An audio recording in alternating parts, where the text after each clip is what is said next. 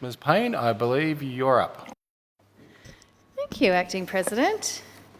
I rise to make just a short contribution on the motion in Ms Crozier's name around Ambulance Victoria.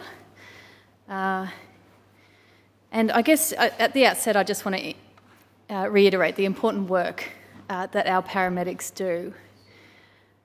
When we are in times of need, when we're in emergency situations, they are the people that we call, and they are the people who are on the front line dealing with this day to day. And this is what we heard during the inquiry into Ambulance Victoria as a member of the Legal and Social Issues Committee. Sorry, I'm a bit out of breath, I ran up the stairs.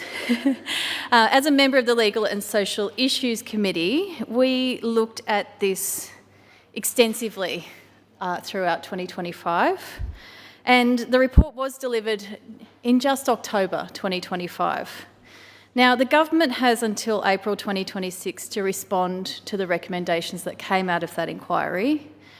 And I think when looking at this motion that's before us today, we do have to allow for that time and that process to take place.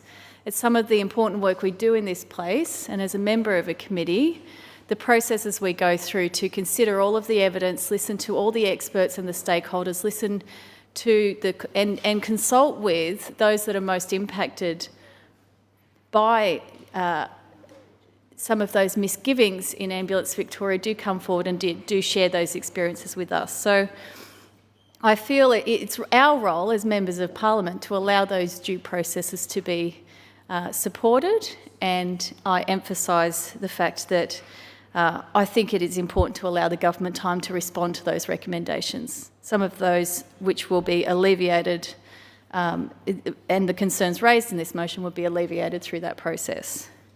I also note, and you know, the new CEO of Ambulance Victoria, Jordan Embry, did come and speak to us during that inquiry process, and was adamant that there are major failings within Ambulance Victoria, and was adamant that things do need to improve. Now, he has barely got his feet under the desk. He's been in that role 7 months at my count.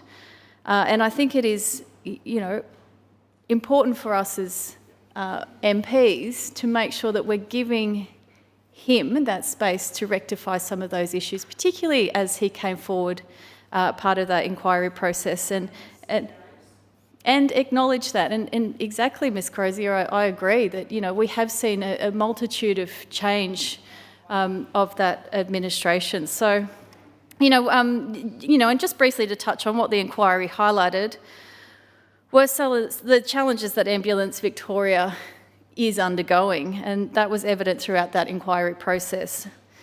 Many of these challenges were acknowledged by the Executive and the CEO of Ambulance Victoria. And some of the challenges that we did examine throughout that inquiry process, and particularly where we had a lot of robust discussion and a lot of the workforce coming forward and speaking to us about their experiences, was around staffing and the need to build that workforce. One of the recommendations that came out of that inquiry was for investment in building up that workforce. Workplace culture was also paramount discussion of the inquiry. We heard about flexible working arrangements and rostering, and this was particularly relevant to those working parents and regional workers and the experiences they shared around wanting to be part of this organisation but not having those flexible working arrangements, and those improvements needed to be made.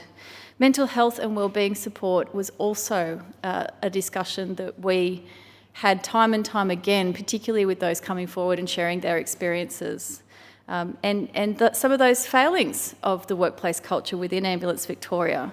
But I do note that one of the recommendations that was made was that Ambulance Victoria develops a culture that achieves operational effectiveness without compromising employee wellbeing.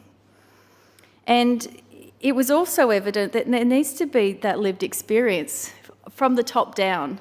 So ensuring that the board of Ambulance Victoria has proportionate representation of paramedicine experience and expertise. Lived experience is paramount, and it really does help in ensuring that the workplace culture within Ambulance Victoria is at its best.